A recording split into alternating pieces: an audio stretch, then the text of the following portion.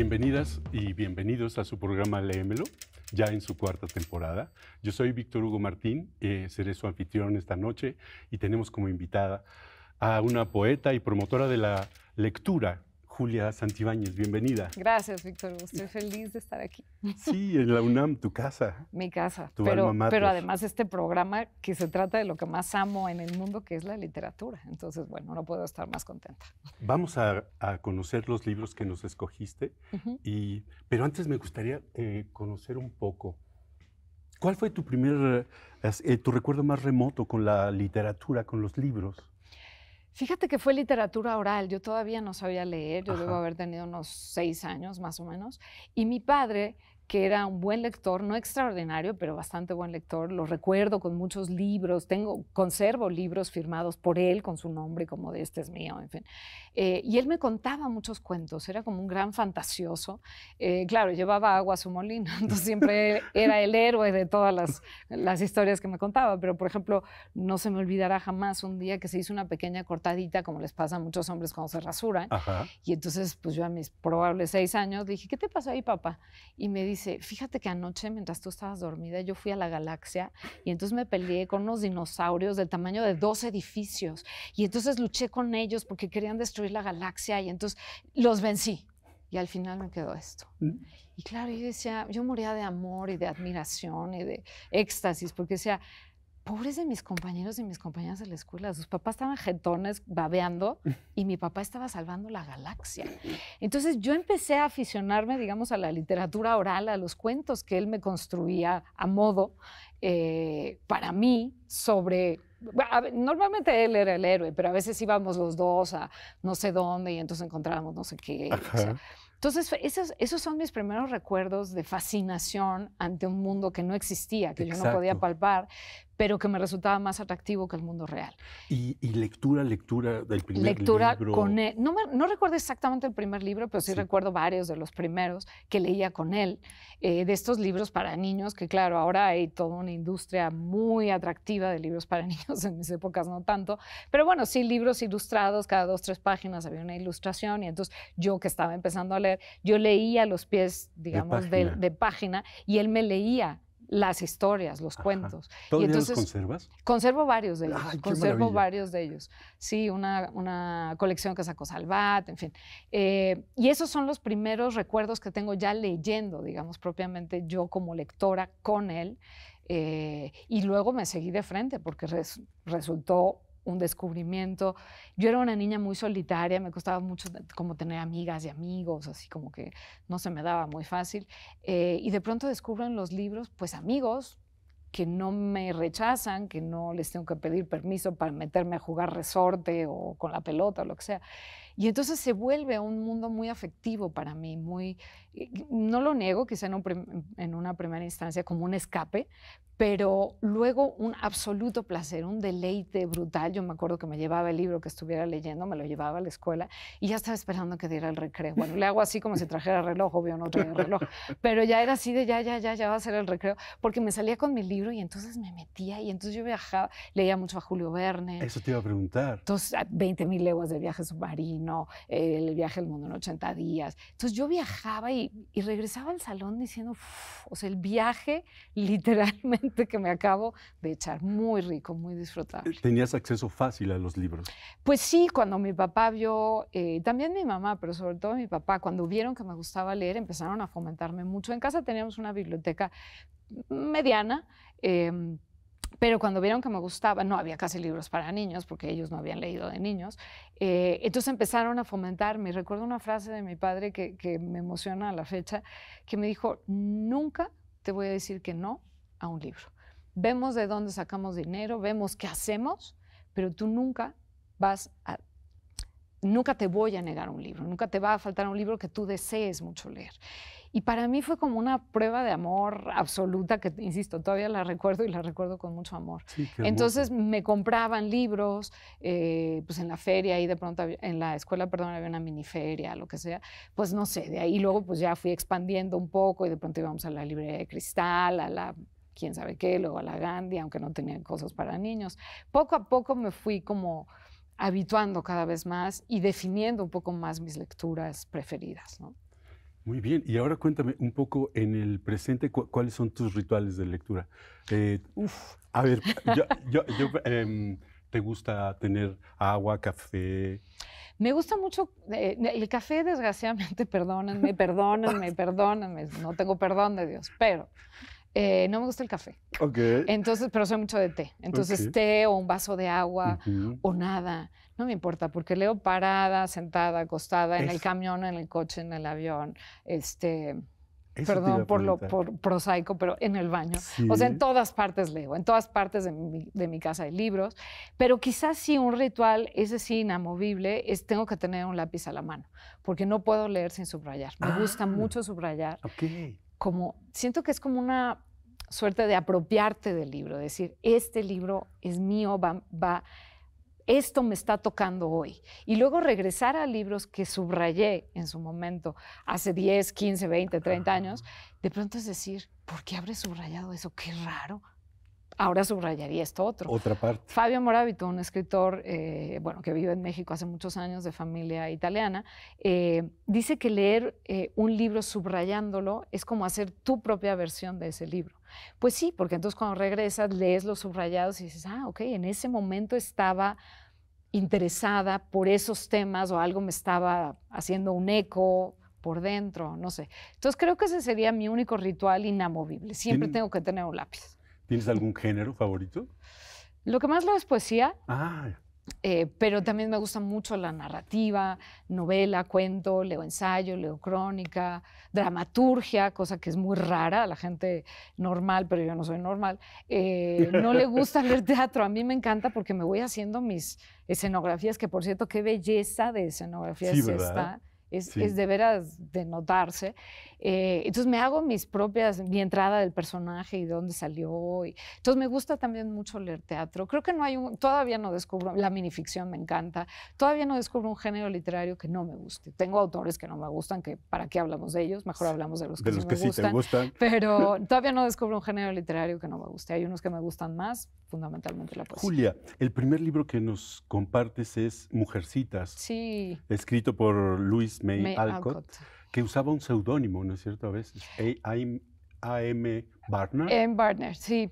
Ella fue una mujer súper interesante del siglo XIX, que no se casó, cosa rara, Ah, porque como como que yo. era el camino como Joe March, su personaje en el que yo me espejeaba o me quería espejear. Sí. Es la historia de unas hermanas durante la época de la Guerra Civil en Estados Unidos. Pero uno de los personajes, que es justamente este de Joe March, es una chava muy parecida a lo que yo era en su momento. Yo debo haber tenido unos 10 años, 12 años, como 12 años yo creo, 10, 12. Y esta Joe es medio machorrona, yo no era nada femenina, era medio torpe, me gustaba jugar, era como muy inquieta, como sigo siendo, pero entonces me gustaba jugar, correr, brincar, subirme a los árboles. ¿Qué es eso de sentarme a jugar con una muñeca? O sea, ya leía mucho, Ajá. ya estaba escribiendo pequeñas cosas malísimas seguramente, que qué bueno que se perdieron. ¿Cómo llega Mujercitas a tus manos? Mi mamá me lo regaló y tiene su nombre. Ella lo compró antes de que yo naciera. Ella lo leyó y pues le gustó. Y como vio que yo era muy lectora, pues me lo regaló. Y me gustó mucho el libro en general, pero sobre todo esta identificación con Joe, que de pronto yo ya medio fantaseaba con que a lo mejor me dedicaba a escribir, Ah, con ¿de que verdad? chance se pudiera, no sé. Estaba como pues ahí medio explorando. Pero sobre todo esto, una chavita muy lectora, muy inquieta, le gustaba hacer teatro, yo estaba haciendo teatro en la escuela, como que había algunas similitudes, otras tantas diferencias, pero así llegó, me lo dio mi mamá. Me lo Qué dio mi bonito. mamá. Y conservo esta edición que es la suya, de hecho. Esa edición. Por eso está forrada, Está perdonen la hermosísimo. ñoñería, pero la forré y Sí, pues sí, vamos a ahí mostrarlo. ahí está el nombre de ella, de hecho. Julia, desde tu punto de vista, ¿qué hace de Mujercitas un clásico? Yo creo que rompe muchos paradigmas, muchos esquemas. Ajá. La propia Louise May Alcott los rompió en su momento, como ya digo. Entonces, presenta como diferentes estereotipos, pero otros no tan estereotipos como el de la propia Joe, de mujeres, ¿no? Una es la buena, blanda, Ajá. indefensa, abnegada, no sé qué. Otra es como más, pues como de hacer cosas, Sí, como en contacto con la realidad. Exacto, en con la contacto vida con la realidad, práctica. con la naturaleza. Joe, que es esta, pues medio cabra salvaje, que le gusta escribir y que Sí. sueña con ser escritora. Sí. Entonces, como que cada uno de los personajes va trazando una suerte de estereotipo e, insisto, otras que no eran estereotipos. Entonces, creo que como que cada quien encontraba algo diferente en Mujercitas. Mi mamá no se parecía nada a mí, entonces seguramente ella pues, Se se identificaba- identificó con alguien más, Sí. con otro personaje que nunca lo platiqué con ella, pero bueno, yo sí me identifiqué con Joe. Y a la fecha me emociona mucho recordar a esa niña Julia leyendo y diciendo, pues a lo mejor yo también puedo. Podría, a lo sí. mejor. Ya, vamos al fragmento. Vamos. Leamos Mujercitas.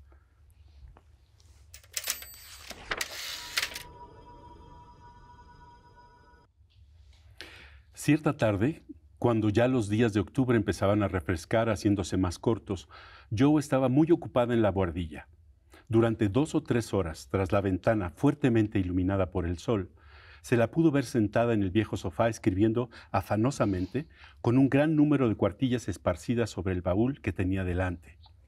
El ratón amigo paseaba por las vigas del techo acompañado de su hijo mayor, un apuesto ratonzuelo, muy orgulloso de sus bigotes.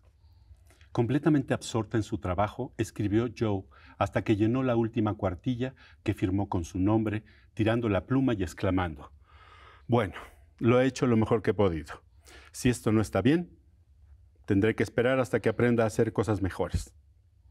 Tumbada en el sofá, leyó con sumo cuidado todos los manuscritos, corrigiendo pequeños errores y poniendo una gran cantidad de signos de admiración, semejante a pequeños lobos.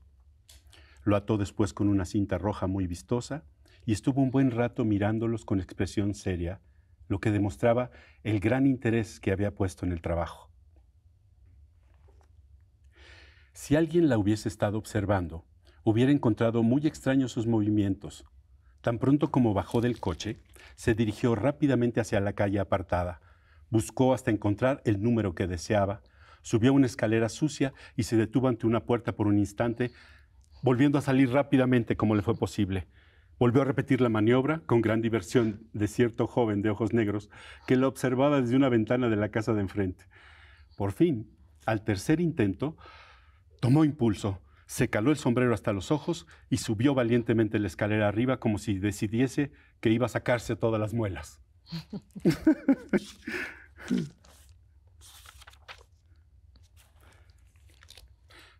Muchas gracias. Venga el secreto, que estoy ansioso por conocerlo. Está bien. Se trata de que acabo de entregar 2 cuentos al director de un periódico y en la próxima semana me va a contestar si los puede publicar, susurró apenas Joe. ¡Viva Joe, la célebre autora americana!, gritó Laurie, echando su sombrero a lo alto y volviendo a cogerlo con gran diversión de 2 patos, 4 gatos, 5 gallinas y media docena de niños irlandeses que jugaban en la callejuela de los arrabales de la ciudad por la que paseaban.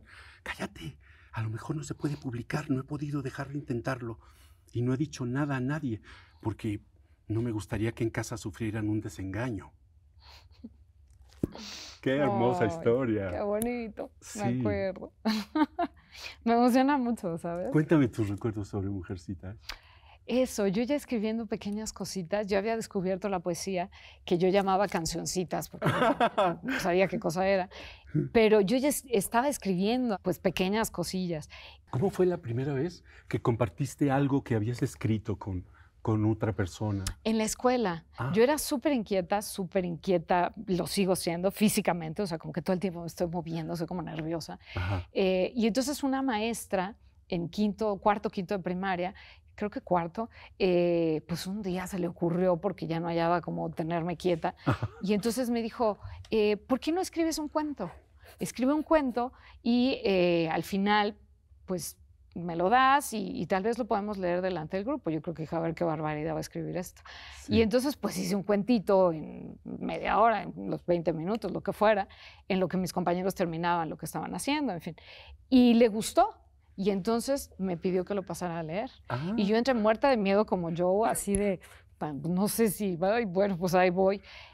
Pero fue la primera vez que leí algo mío, un pequeño cuento, ya no me acuerdo de qué se trataba, pero luego hice otro cuento que metí a un concurso en la escuela y ganó segundo lugar. Y empecé como en la escuela pues a decir, pues lo que escribo parece que no está tan mal, me gusta hacerlo, me gusta mucho leer, entonces al leer se retroalimenta la escritura. Casi todos los que somos escritores empezamos leyendo, o sea, y quieres entrar en diálogo con eso, o quieres imitarlo, o quieres contrastarlo, en fin. Pero fue así, en la escuela empecé a compartir las primeras cosas y luego en la secundaria publiqué mi primer poema en un periodiquito escolar. Pero bueno. ¿Dirías que una mujer tiene más manejo de la sutileza para hablar sobre personajes femeninos? Creo que es distinto. O sea, Gustave Flaubert con Madame Bovary en el siglo XIX decía, Madame Bovary, c'est moi, soy yo. Y bueno, Emma Bovary es perfectamente una mujer en toda la expresión de la palabra. Ajá, lo logra. O sea, muy contradictoria, como somos todas las personas, no las mujeres, todas las personas, pero creo que hay una tonalidad que tenemos las mujeres que es difícil que un hombre pueda percibir, una sutileza, unos matices, unas temperaturas emocionales que difícilmente un hombre puede entrar ahí. Pero claro que fue la historia de la literatura hasta el siglo XX, donde las mujeres empezamos a escribir más y a ser más publicadas, y no se diga el siglo XXI, donde ya digamos que tenemos una visibilidad más acuciada, sobre todo en las zonas urbanas. Sí. Julia, vamos a ir a un pequeño corte. Claro. Estamos encantados que estés platicando con contrario. nosotros. Volvemos enseguida. Sigan con nosotros.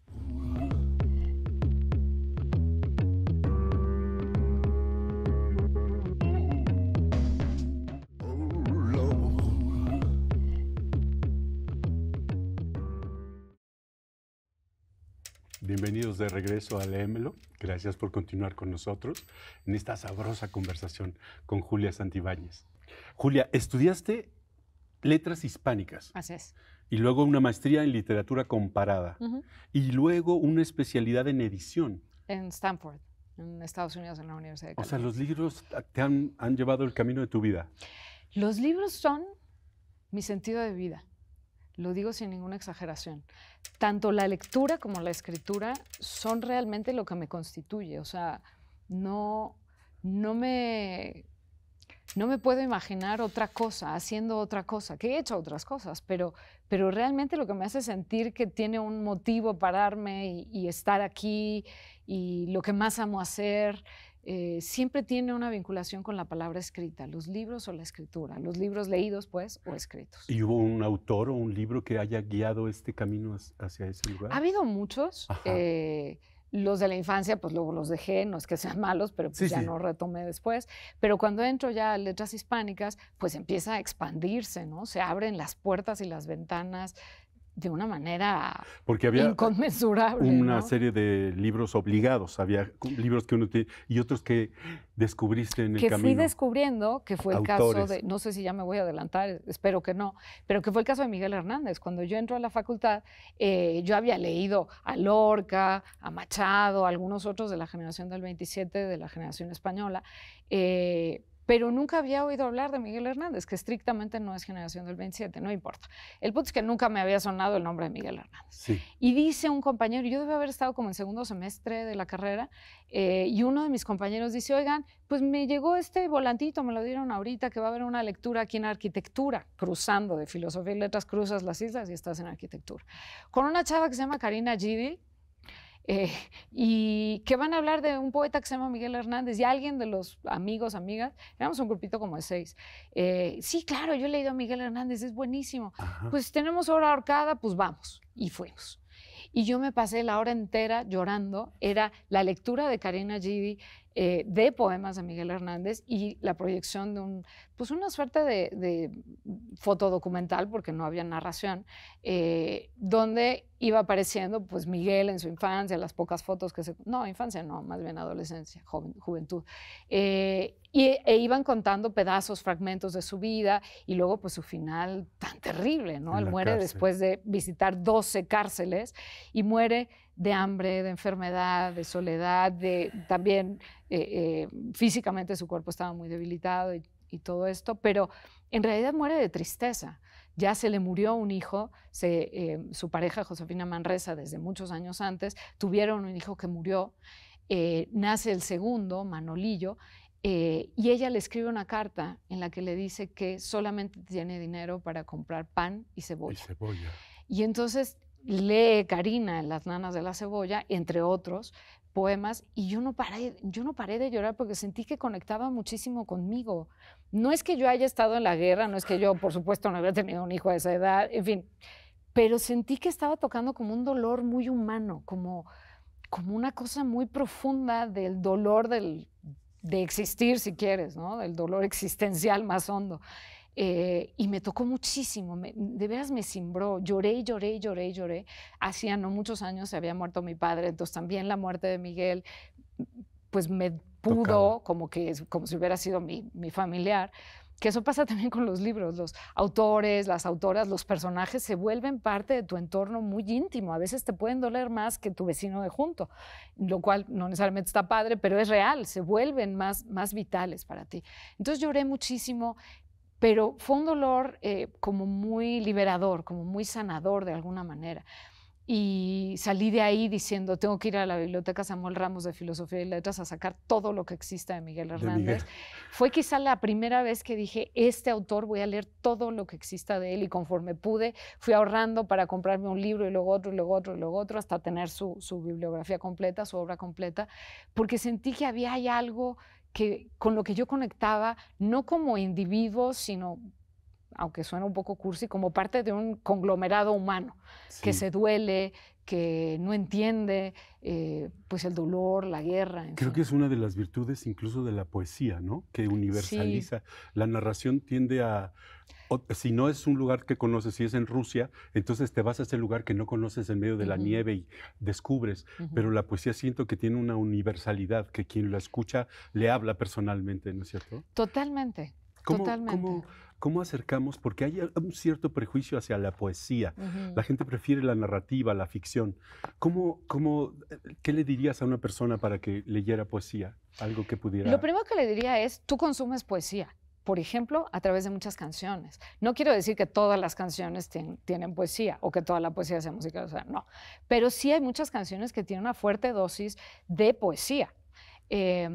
Y fuera del aire hablábamos de Joan Manuel Serrat, que grabó el disco de Miguel Hernández, sí, donde está el poema de Las nanas de la cebolla, por ejemplo. Entonces, la gente común y corriente, sin saberlo, está consumiendo poesía de diferentes maneras. Mucha narrativa tiene poesía, tiene profundas raíces poéticas. Entonces, como dejemos de tenerle miedo a la poesía es algo con lo que todos convivimos, todas convivimos a diario. Es el asombro, es la emoción más fuerte cuando de pronto te enamoras, no importa los años que tengas. Normalmente los jóvenes, los adolescentes y jóvenes no tienen tantos prejuicios porque están descubriendo el mundo, y la poesía es descubrir o redescubrir o resignificar el mundo. Entonces yo diría, quitémonos esos prejuicios, porque vas a ver que la poesía te va a acompañar como no te acompaña ninguna otra cosa cuando tengas un dolor muy fuerte. Tiene Miguel Hernández un poema, unos versos, hablando de la muerte, y siempre que alguien cercano se muere lo recuerdo.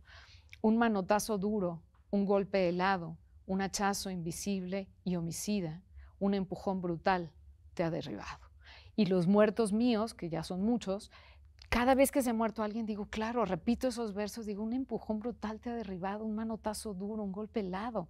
Y cualquier persona, cuando se le muere a alguien muy cercano, normalmente acude a la poesía, o alguien le acerca poesía o se acuerda de un verso, porque son experiencias absolutamente que te simbran las meras raíces del alma. Sí, como y si entonces, la poesía llegara a lo más puro de exacto, la descripción, ¿no? Exacto, a lo más puro del sentimiento, sí, al corazón de las cosas. De la vivencia humana, sea el amor, sea el asombro de estar vivos, sea la muerte, sea la traición, pero la poesía llega como, yo digo siempre que la poesía es como un zumo, como si exprimes una naranja y le quitas todo lo que sobra y queda nada más el jugo, o como el vino, se quitó todo lo que no era tan importante, digamos, y queda el concentrado. Eso es la poesía. Ya estamos deseosos. ¿Te gustaría leerlo tú? Sí, sí. Venga, Las nanas, Las nanas de la cebolla. Por Miguel Hernández. Vamos a cambiar la luz para crear la magia. Venga.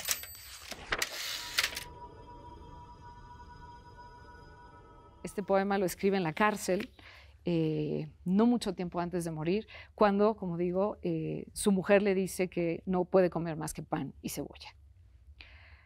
La cebolla es escarcha, cerrada y pobre, escarcha de tus días y de mis noches. Hambre y cebolla hielo negro y escarcha grande y redonda.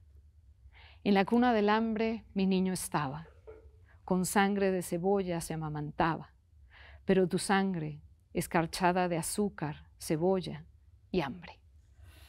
Una mujer morena resuelta en luna se derrama hilo a hilo sobre la cuna. Ríete, niño, que te tragas la luna cuando es preciso. Alondra de mi casa, ríete mucho. Es tu risa en los ojos, la luz del mundo. Ríete tanto que en el alma, al oírte, bata el espacio. Esto es bellísimo. Tu risa me hace libre, me pone alas. Soledades me quita, cárcel me arranca. Boca que vuela, corazón que en tus labios relampaguea. Es tu risa la espada más victoriosa, vencedor de las flores y las alondras, rival del sol, porvenir de mis huesos y de mi amor. Voy a cortar algunos versos. Desperté de ser niño, nunca despiertes. Triste llevo la boca, ríete siempre, siempre en la cuna, defendiendo la risa, pluma por pluma. Ser de vuelo tan alto, tan extendido, que tu carne parece cielo cernido. Si yo pudiera remontarme al origen de tu carrera. Al octavo mes ríes con 5 azares, con 5 diminutas ferocidades, con 5 dientes como 5 jazmines adolescentes. Elimino otros versos para no hacerlo tan largo. Termina. Vuela niño en la doble luna del pecho. Él, triste de cebolla, refiriéndose al propio poeta, tu padre, digamos, triste de cebolla, tú satisfecho. No te derrumbes, no sepas lo que pasa ni lo que ocurre. Un padre en prisión, sabiendo que va a morir y que su hijo probablemente va a morir como el primero, y haciéndole la nana, nana son las canciones de Arrullo, yo creo que de las más estrujantes que se pueden haber escrito, al mismo tiempo expresando su esperanza de que sea el vencedor de las flores y las alondras, que viva, y al mismo tiempo en su absoluta soledad, enfermedad, hambre, diciéndole, tu risa me hace libre, me pone alas, soledades me quita, cárcel me arranca. Me parece de una belleza que ya, o sea, no hay más allá cómo explicar el amor de un padre, de una madre por su hijo, me parece. También en el poema podemos escuchar que le dice, estás en buenas manos, ¿no?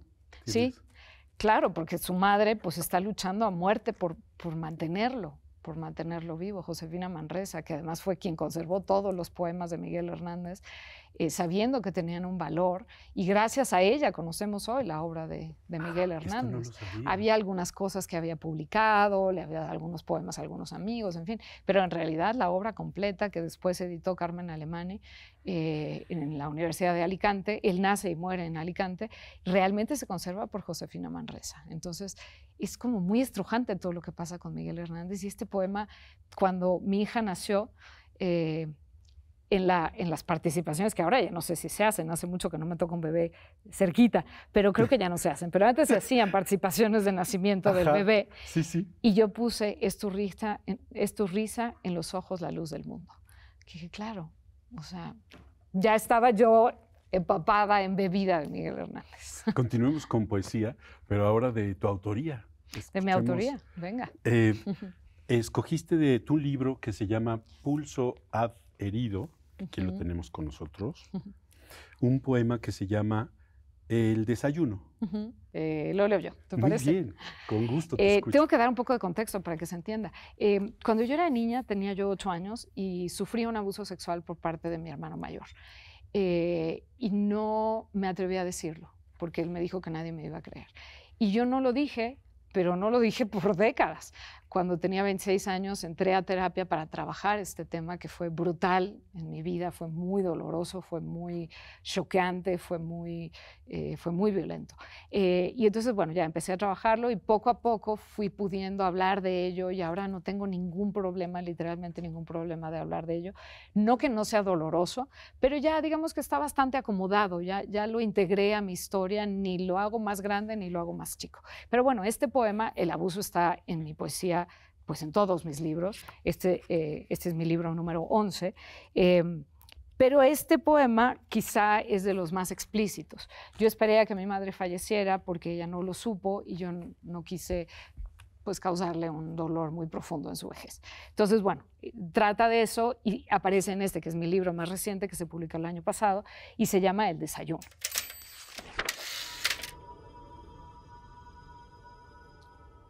El desayuno. Siempre te dijeron, el que violencia espera en un oscuro callejón, bloquea cada seguro del taxi o es un demente, colecciona armas. Claro, entre ellos también existen. A ti te dijeron que el que violencia es un viejo de nariz retorcida, un enfermo que tortura gatitos o el pordiosero con barba piojosa. Sabrías reconocerlo a la distancia. ¿Cómo podías tú desconfiar del flamante joven, encantador, que te pasaba el plato de cereal cada mañana en el desayuno? Porque claro, pues el discurso era siempre el violentador está afuera, no solo el violador, sino el robachicos, en fin. Entonces, bueno, este es un poema para hablar de las violencias que se viven adentro de los hogares, donde se supone que niños, adultos, mujeres, ancianos, deberíamos estar más seguros y a veces quien te está pasando el plato de cereal es exactamente quien va a ejercer la peor violencia contra ti. Mario.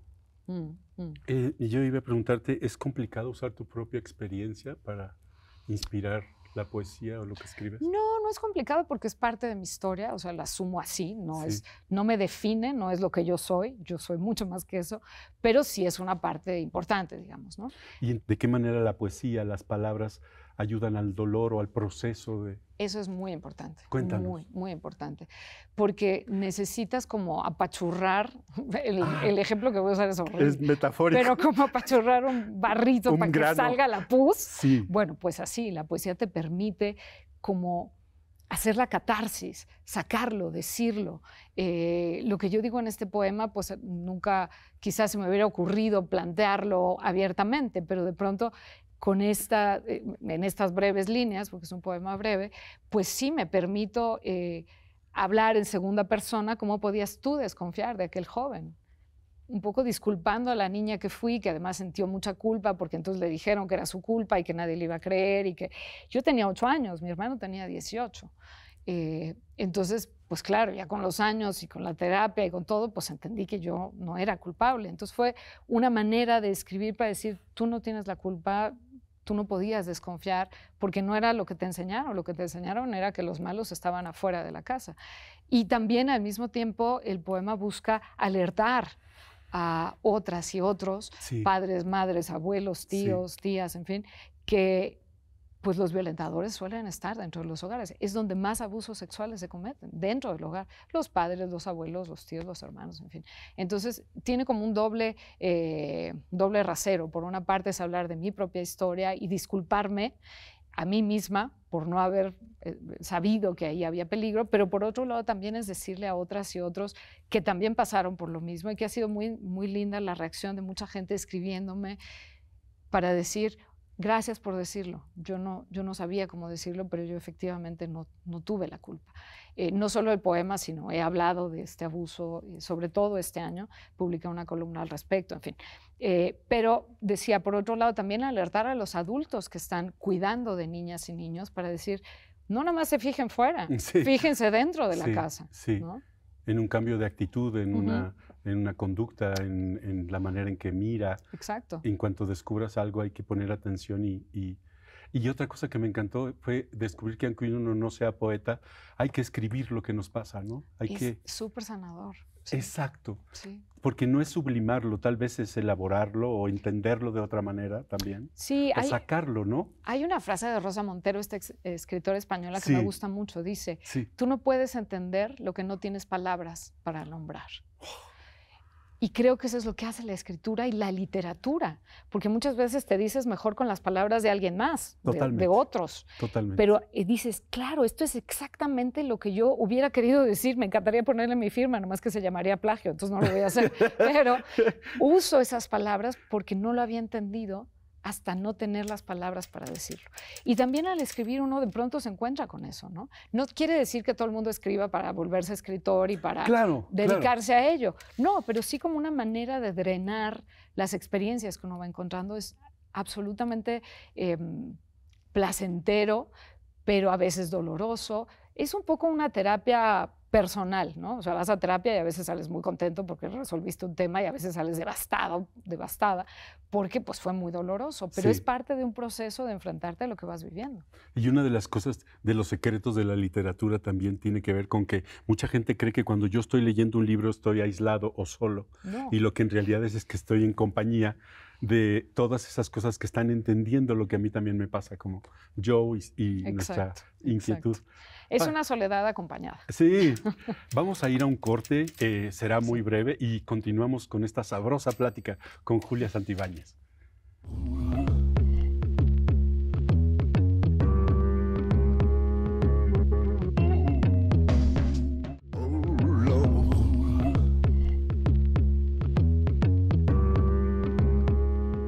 Ya estamos de regreso en Léemelo con esta deliciosa conversación con Julia Santibáñez.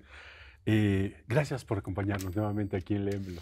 No puedo estar más contenta. Como te digo, estoy hablando de lo que más me gusta hacer en la vida. En este tercer bloque y último, continuaremos con poesía, que es lo que nos has propuesto para leer. Ahora platicaremos sobre Piedad Bonet, una autora colombiana. Que no solo escribe poesía, también hace narrativa y teatro. Sí, es muy interesante lo que logra Piedad, porque luego se notan los parches. Cuando un poeta o una poeta se pasa a narrativa, dices, no funcionó, o a la inversa, de narrativa poesía o de un género al otro, como que estamos hiperespecializados en el día de hoy. Y Piedad fluye muy bien, va muy bien de, por ejemplo, una novela como ¿Qué hacer con estos pedazos?, que debe haber publicado hace 1 o 2 años. Acaba de publicar un texto autobiográfico, La mujer incierta, pero poesía. Ella empezó a darse a conocer como poeta, igual que Rosario Castellano se dio a conocer como poeta y luego entró a la narrativa y al ensayo y a la dramaturgia, no sé qué. Entonces no es lo más habitual, pero cuando sucede es muy virtuoso. Sí. Es muy virtuoso. Entonces Piedad es una extraordinaria escritora en todos los géneros, pero en particular me gusta muchísimo la poesía. Sí. Platícanos cómo descubriste a Piedad. Fíjate que a ella, yo la había leído como poeta y me fascinaba, me parecía que tenía una prosa impecable, increíble, pero luego llegó a mis manos un libro que luego les voy a recomendar, o cuando me digas voy a recomendar, que es un libro devastador, porque empieza con el suicidio de su hijo, que es real, no es ficción. Su hijo se suicida a los 28 años, Daniel, y ella empieza el libro diciendo: estamos llegando a Nueva York con las maletas vacías, pues para llevarnos las cosas de Daniel, porque se acaba de suicidar. Entonces uno diría, qué morbo, ¿no? Pero no, es un texto muy humano, nada de sentimentalismo, o sea, en ningún momento te quiere hacer llorar, puede que llores, pero en ningún momento es su propósito. Más bien lo que ella dice es, yo tenía que escribir para tratar de entender qué había pasado. O sea, como lo que decíamos, ¿no? Como escribir te ayuda. Y si te dedicas a la escritura, pues lo tienes más desarrollado, ese chip, digamos, ese gen. Entonces ella escribe para tratar de entender qué pasó, tratar de procesar ese dolor. Es un libro impresionantemente bello. No solo es muy doloroso, porque a veces pensamos que lo bello y lo doloroso no van juntos, que una cosa es bella o terrible. No, hay cosas bellas y terribles. Y ese libro de Piedad Bonet me acabó de fascinar con ella, y entonces de ahí dije, voy a leer todo lo que escriba Piedad Bonet, como ha ocurrido hasta ahora. Ya nos antojaste. Sí. Vamos a su primer poema que elegiste. Sí, por favor. Este poema se llama... Esa es una antología. Sí, se llama Las cicatrices de Piedad Bonet, y pedimos luz para la magia.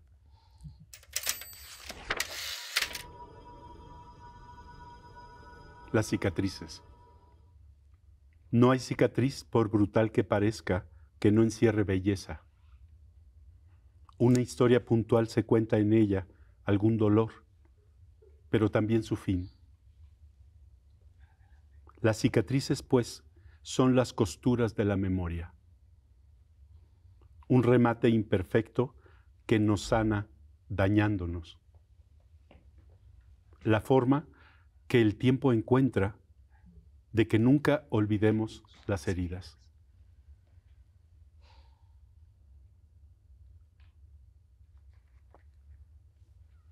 poderosa. Muy. ¿Cuántas líneas son? Deben ser 10 líneas. Sí.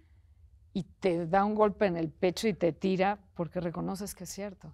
Has pasado en algún momento de tu vida por ahí.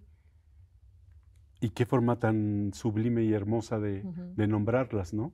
Casi siempre las cicatrices tienen una connotación negativa o muy negativa, ¿no? Sí. Y ella logra hacer poesía. Pues sí, tiene una razón de ser una cicatriz, ¿no? Habla de ti, de algo que pasó, y que no olvides las heridas es importante, es importante. Vamos a leer el siguiente, que ya estoy encantado. Ese último es un poema que ella escribe después de la muerte de Daniel, y donde está pidiéndole al dolor que persevere. La poesía tiene esa cualidad, que de pronto dice cosas que uno piensa que son exactamente al contrario, como acabo de decir. Lo bello es bello y lo terrible es lo terrible. Pues no, muchas veces se hermanan. En este caso uno diría, ay, no, que se vaya el dolor, ya no quiero sentir dolor. Y ella pide al dolor que persevere. ¿Leemos ese? Sí. ¿Te parece? Sí. Pido al dolor que persevere,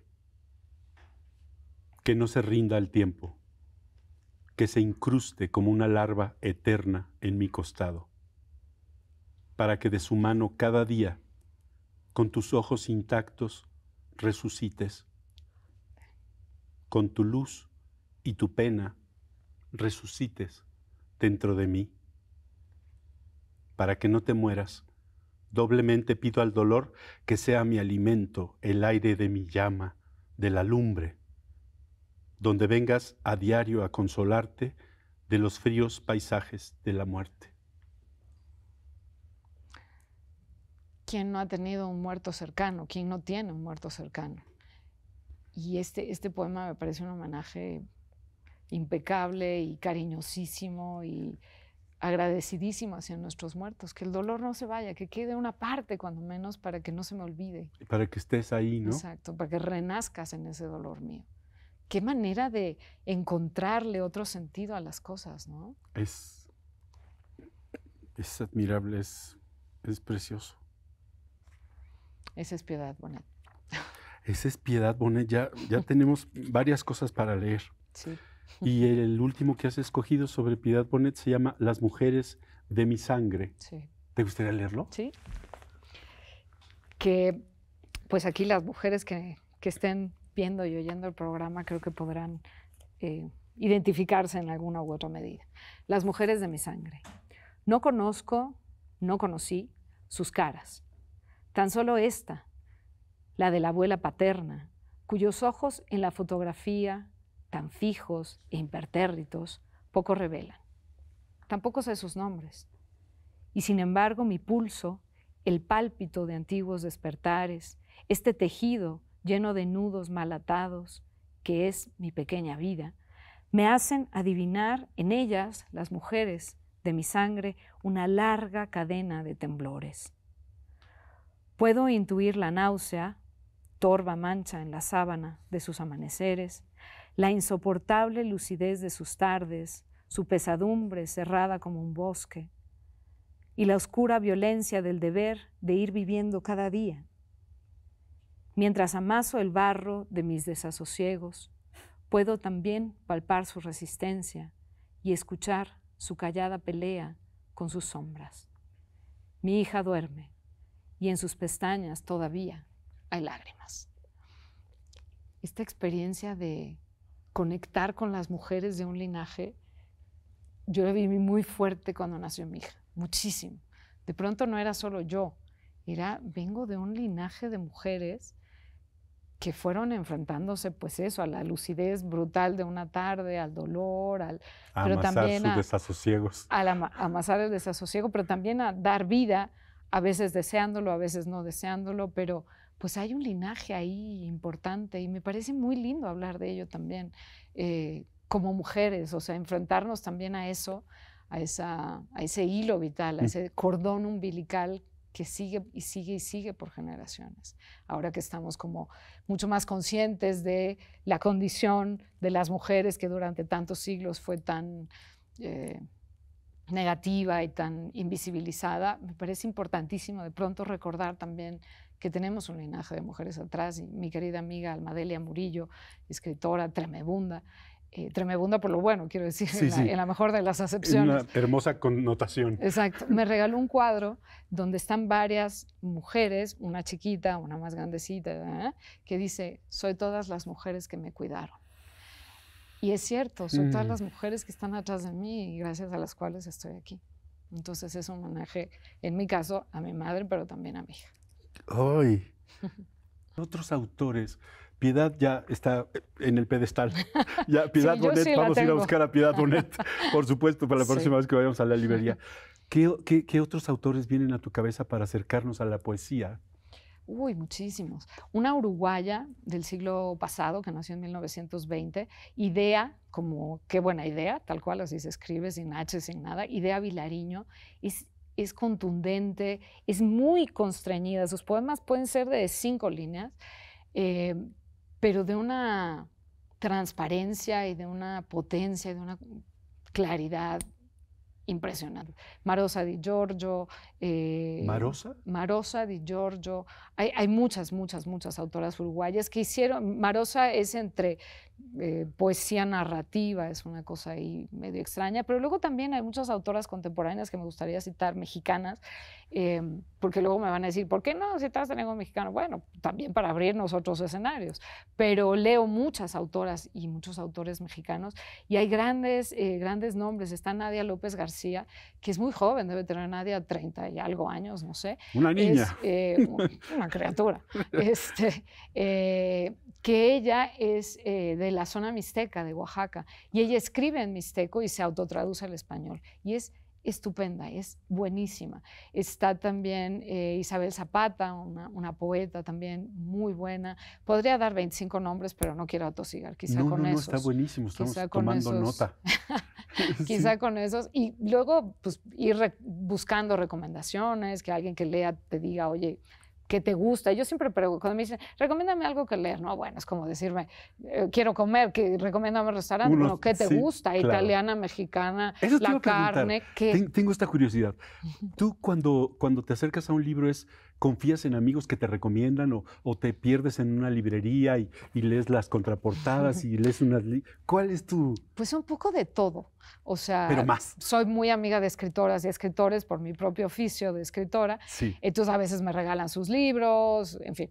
Las editoriales me mandan muchos libros de novedad, pues para que los conozca y a lo mejor pues los recomiende por aquí, por allá. Me pierdo mucho en librerías y siempre digo, ya no voy a comprar más libros. Tengo Exacto. como 60 libros por leer, no puedo comprar uno más. Eres de esas personas claro que compran un montón de libros en la librería. Pero me justifico a mí misma con una palabra japonesa que es el tsundoku, T-S, tsundoku, como suena con K, pero con T-S, que es como el placer, como la serenidad que te da comprar libros y tenerlos ahí, aunque tal vez no te va a dar la vida para leerlos. Esperándote. Esperándote. Son como compañías calladas que están ahí, que si en algún momento tienes ganas, de pronto jalas uno, lees un poema y ya, te quedaste con algo. A lo mejor no vas a leer nada más de ese libro, pero es como, sí, una suerte de compañía cálida que te arropa. ¿Cómo eres con tus libros, Julia? ¿Los atesoras? ¿Los regalas? No, jamás los regalo. No. Nunca mente, eso no se hace. Son míos. Son míos de mí. Porque además, como te digo, que subrayo y pongo anotaciones y esto me recuerda a tal cosa y esto se parece al poema de no sé qué o esto, o algo que me está pasando. O muchas veces, en muchos de mis libros, por eso no los puedo prestar impunemente, tengo que ver a quién le presto un libro, pongo exactamente es lo que me está pasando hoy. 20 y tantos de enero de 2020. ¿En serio? Porque eso me está pasando. Entonces regresar es como un poco balconearme. Entonces de pronto no los puedo prestar tan fácilmente. O me peleo con alguien. Claro, porque esto es como lo que me hicieron. En fin. ¿Y cómo te relacionas con la tecnología? ¿Con los libros digitales? ¿Puedo leer en digital? Puedes. Puedo, no me fascina, prefiero la experiencia táctil. Sí. José Watanabe tiene un poema, La vida es física. Y sí, la vida es física, Entonces me gusta lo físico, me gusta la corporeidad de un libro, poder meter una carta, un ticket, O leerlo. una postal, o leerlo, Sí. leer mis subrayados, que El no es lo peso. mismo que subrayar en una tableta. No. Totalmente. Yo soy de libros físicos totalmente. No estoy nada peleada, no me disgustan, no los satanizo en absoluto. Solo que a mí me gusta más el libro físico. Por eso todos los libros que tengo, la mayor parte de los libros que tengo son físicos. Alguno de pronto en la tablet, porque pues no tenía nada que hacer en el doctor y bueno, pues ahora no traje ningún libro. A ver, vamos a ver. Julia, qué placer platicar contigo. No. Se nos fue Se nos como fue muy agua el rápido, programa. Se nos fue muy rápido, pero qué placer. rico encontrar esta resonancia de gente que ama los libros y que además, me lo dijiste fuera del aire, pero lo quiero decir, pues que también te dieron una compañía en la infancia cuando no necesariamente las cosas son tan felices como en los cuentos, ¿no? En los cuentos de hadas, quiero Y nos decir. dejaste antojados ya con todas tus recomendaciones. Pues es lo más lindo que puede pasarnos leer. Muchas gracias por acompañarnos hoy. ¿Puedo cerrar con una cita? Por supuesto. José Emilio Pacheco dice, no leemos a otros, nos leemos en ellos. Ese es el chiste de leer, que nos vamos a encontrar en otros. Y eso es de lo más lindo que nos puede pasar, creo. Gracias, Julia. Gracias a ti, Víctor Hugo. Muchas gracias. Y muchas gracias a ustedes que nos acompañaron hoy y por hacer posible este programa. Gracias a TV UNAM y a Canal 22. Nos vemos muy pronto en otro Léemelo.